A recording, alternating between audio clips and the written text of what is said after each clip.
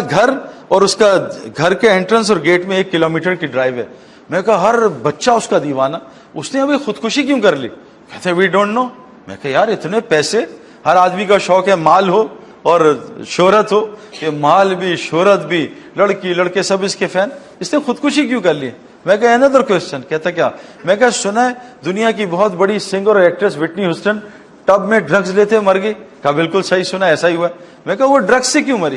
اب میں کوشچن اس کو کرتا رہا 20 منٹ, تو کہتے ہیں وی ڈونٹ نو. میں کہا میں جب چھوٹا تھا مجھے بھی دو شوق تھے کہ میں مشہور ہو جاؤں اور پیسے آ جائیں. کسی درجے میں اللہ نے مجھے دے دیا, لیکن میری تو بے چینی نہیں گئی, میرا تو دل اور بے سکونی سے بھر گیا اور بے چینی سے بھر گیا. میں نے کہا میں بیٹھا انٹرنیٹ پہ اور گوگل پہ بیٹھا. بعض لوگ مشہور ہوتے ہیں, پیسے نہیں ہوتے, تو وہ پیسے کے لیے دوڑ لگاتے ہیں. بعض پیسے والے ہوتے ہیں, مشہور نہیں ہوتے, وہ سیاست میں گھس جاتے ہیں, چلو مشہوری بھی ہو جائے گی. میں کہا میں نے پچھلی سینچری کے 100 آدمی دیکھے, جو مشہور بھی امیر بھی, سب کو دیکھا, سارے 100 آدمیوں کو دیکھا. وہ 3 طریقوں سے مرے ہیں, یا تو انہوں نے ڈرگز لی ہیں, اوور ڈوز آف ڈرگز, یا ڈپریشن سے مرے, یا انہوں نے خودکشیاں کی ہیں. میں کہا میں نے چوتھا اینڈ نہیں دیکھا. میں کہا آپ بتاؤ, آپ نے دیکھا تو بتا دو. میں آپ کو بتا نہیں سکتا کہ وہ ایک بہت بڑی کنٹری ہے, سپر پاور کنٹری ہے جس کے بارے میں بتا رہا ہوں. ان کی پولیس تھی, ان کے رنگ ونگ لال ہوئے تھے. خیر بات کر کے سوال کر کے افطاری شروع ہو گئی. افطاری کے بعد میں باہر گیا, انہوں نے کہا سعید بھائی کوئی لڑکے جمع میں دور دور سے آئے ہیں, آپ سے بات کرنا چاہتے ہیں. میں نے باہر جا کے بات شروع کی. وہ سارے آفیسرز باہر آئے 10 منٹ بعد کہ ہم نے یہ بات سنی, انگلش میں بولو. تو میں نے انگلش میں بات شروع کر دی. میں کہا 1 لاسٹ کویشچن آفیسر. کہتے ہیں گو ہیڈ کر لو. میں کہا پبلک میں کروں گا. میں کہا آفیسر یہ بتاؤ 30 بچے ہیں نان مسلم اور وائٹ ہیں, ہماری طرح بلیک نہیں ہے, وائٹ ہیں, اور نان مسلم ہے, مسلم نہیں ہے. وہ سب بھوکے تھے 3 دن سے. میں نے $1000 لیے اور ان کو کھانا کھلا دیا, ان کی جان بچا لی.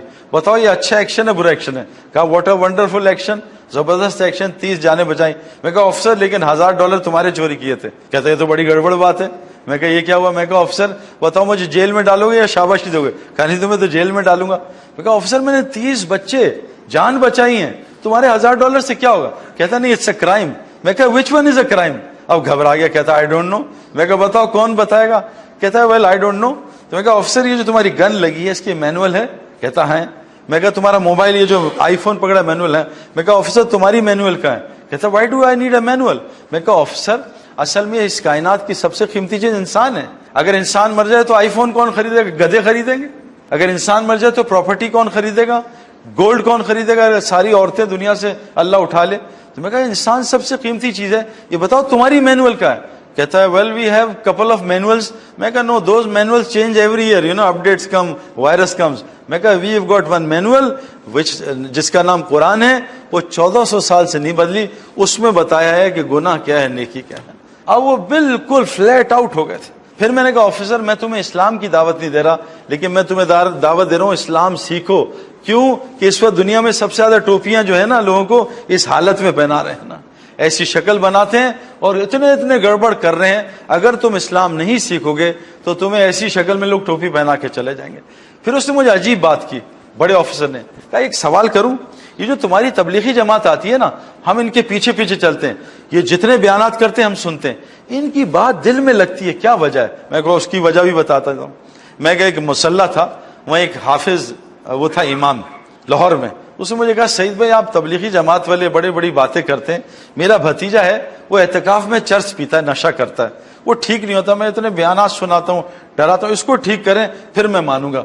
میں کہا حافظ صاحب ٹھیک تو اللہ ہی کرتے ہیں. نوح علیہ السلام نے 950 سال تبلیغ کی, نہ ان کا بیٹا ہدایت پہ آیا نہ بیوی ہدایت پہ آئی.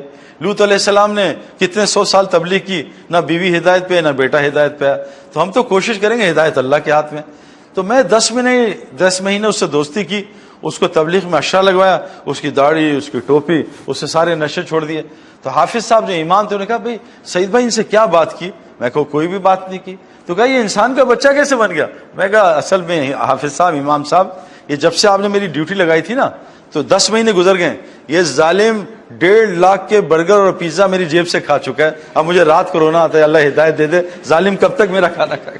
تو میں نے کہا آفیسر میں اس ملک میں 20 لاکھ روپے کی ٹکٹیں خرچ کر کے آیا ہوں, وہ ٹکٹیں بول رہی ہیں, میں نہیں بول رہا. ایک ایک ڈالر بول رہا ہے میرا، وہ تم پہ اثر کر رہا ہے۔ میرے پیارے دوستو، اصل مسئلہ یہ ہے کہ حیات طیبہ اللہ کا وعدہ ہے، لیکن شرط ہے مومن ہو۔ اب مومن کون ہوتا ہے؟ پہلی نشانی میں بتائی، اس کے دل میں سکون ہوتا ہے نا۔ موسیٰ علیہ السلام جھونپڑی میں رہتے تھے سکون کے ساتھ، فرعون محل میں رہتا تھا، سکون کوئی نہیں تھا نا۔ حضور صلی اللہ علیہ وسلم 6 دن بعض ان کے یہاں چولہا نہیں جلتا تھا، سکون کی نیند سوتے تھے۔ ابو جہل کو اللہ نے بے سکونی سے بھرا تھا۔ سکون کے لیے ظاہری سبب کی ضرورت نہیں ہے، ظاہری سبب کا کوئی تعلق نہیں سکون سے۔ آج ہم دیکھ رہے ہیں سکون غائب ہے ساروں سے، نیند کی گولیاں، دوائیاں، ڈرگز، طرح طرح کے سکون مل جائے۔ نمبر 2، اللہ کہہ رہے ہیں کہ بے خوف زندگی دوں گا، کوئی خوف نہیں ہوگا۔ میں گیا نواب شاہ، 10 ڈیفنس کے برگر بچے لے کے، بالکل 0 میٹر گاڑیاں، کوئی دین سے واسطہ نہیں۔ نواب شاہ ہم پہنچے تو وہاں جب میں رات کو تراویاں پڑھی، رمضان کی تراویاں پڑھ کے میں واش روم گیا تو میرے بستر، مرکز وہ جنگل میں ہے، نیا مرکز تھا اور ٹوٹا ہوا مرکز، کچا مرکز، تو میرے بستر سے 3 سانپ گزرے، سانپ، تو انہوں نے پکڑ